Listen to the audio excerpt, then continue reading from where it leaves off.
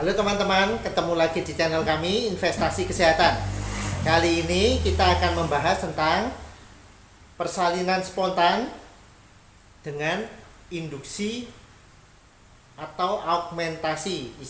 Ada istilah seperti itulah. Tapi kalau di masyarakat dikenal dengan induksi persalinan.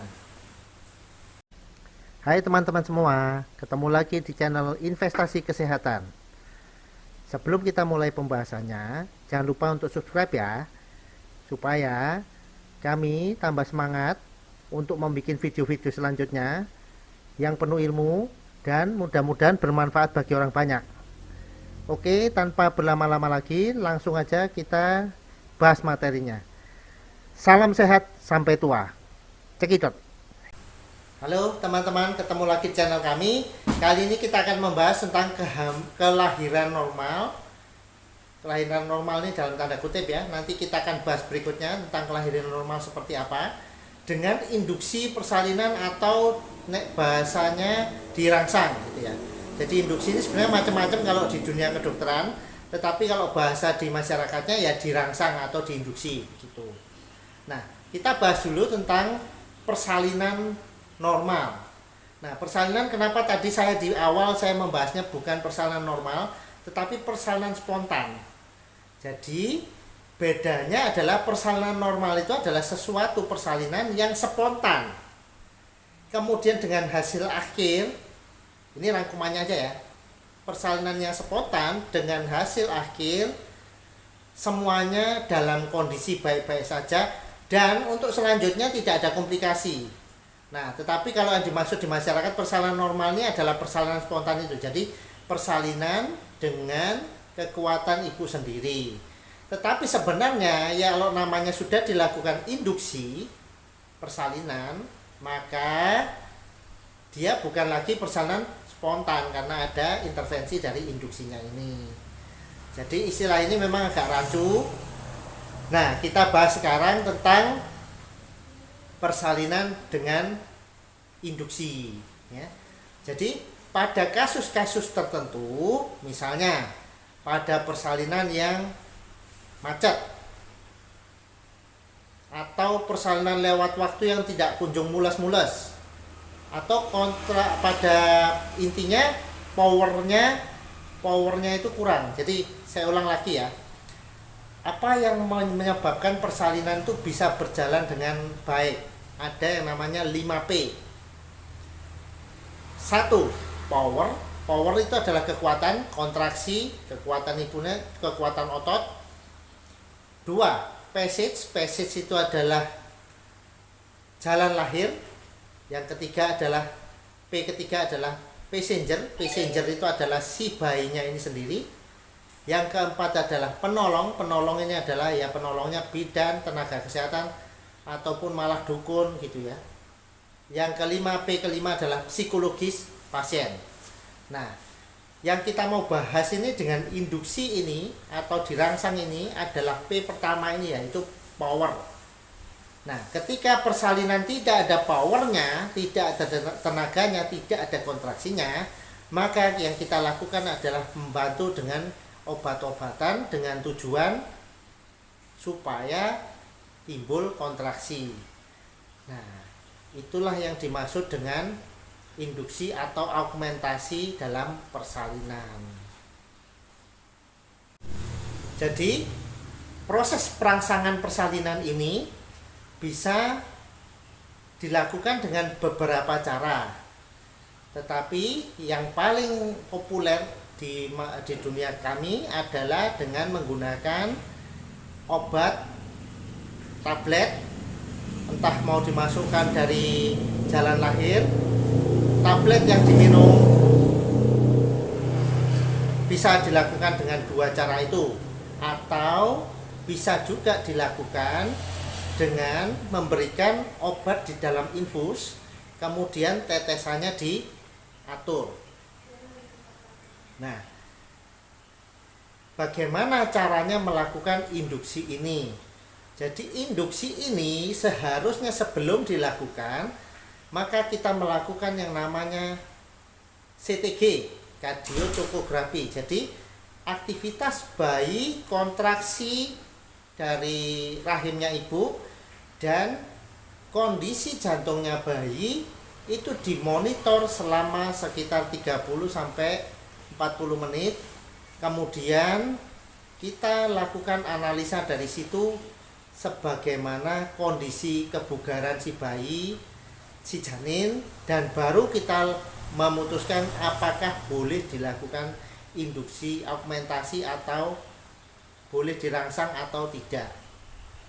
Nah, jadi sebaiknya sebelum Anda melakukan kardiotokografi ini, CTG ini, atau kadang-kadang orang mengenalnya dengan NST ini, maka sebaiknya induksi tidak dilakukan. Oleh karena itu, persalinan dengan induksi atau perangsangan ini sebaiknya dilakukan di rumah sakit. Kenapa? Karena ketika melakukan induksi persalinan, ketika terjadi gawat janin, jadi saya akan mau jelaskan dulu risiko-risiko pada induksi persalinan atau perangsangan ini. Satu, risikonya adalah terjadi kejang pada otot rahimnya. Jadi kontraksinya malah terlalu berlebihan sehingga kontraksinya justru nggak efektif. Kedua, risiko kedua adalah bisa terjadi robekan pada jalan lahir.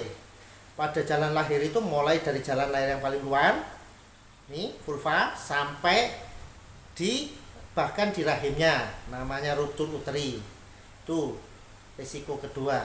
Risiko ketiga yang bisa terjadi adalah gawat janin. Jadi pada saat dilakukan perangsangan, si bayi tidak kuat dengan kondisinya sehingga dia terjadi stres.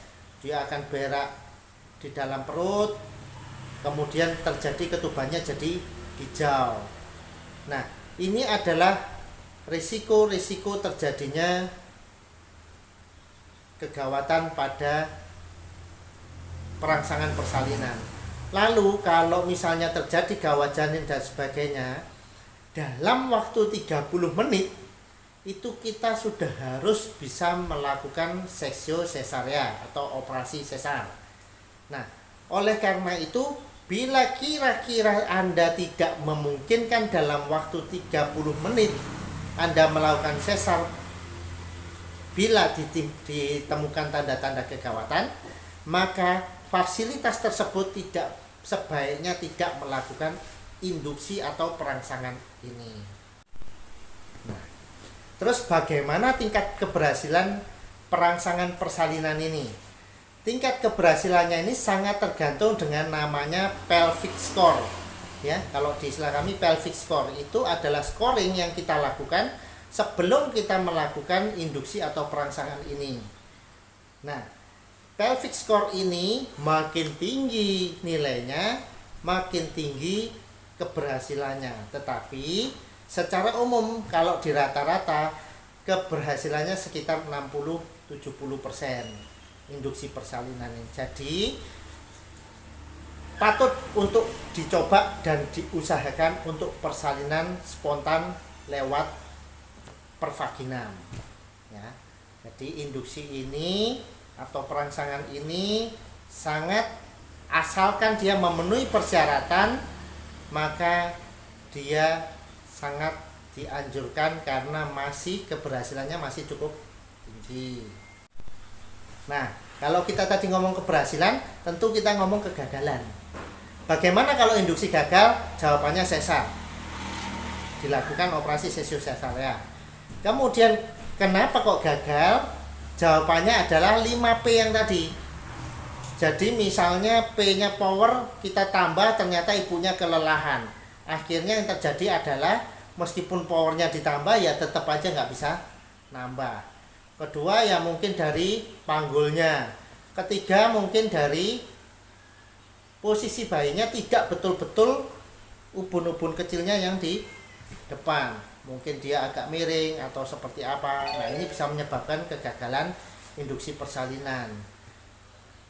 Berikutnya adalah psikologis pasien. Psikologisnya kalau pasiennya udah mulai drop down, jadi dia sudah percuma gini, maka keberhasilannya juga akan menjadi lebih kecil. Nah, sampai di sini teman-teman video kita kali ini tentang induksi persalinan. Kalau belum mengerti, silahkan tanya di kolom komen. Jangan lupa subscribe, like, dan salam sehat sampai tua, sampai ketemu di video berikutnya. Gimana teman-teman? Sudah pada mengerti apa belum? Nah, kalau udah pada ngerti, jangan lupa untuk di like ya, dan share link ini ke sebanyak mungkin media sosial supaya makin banyak orang yang mendapatkan manfaat dari menonton video ini. Nah, bagi yang belum ngerti atau ada pertanyaan, silahkan tulis pertanyaan dan komen Anda di kolom komentar. Oke, salam sehat sampai tua.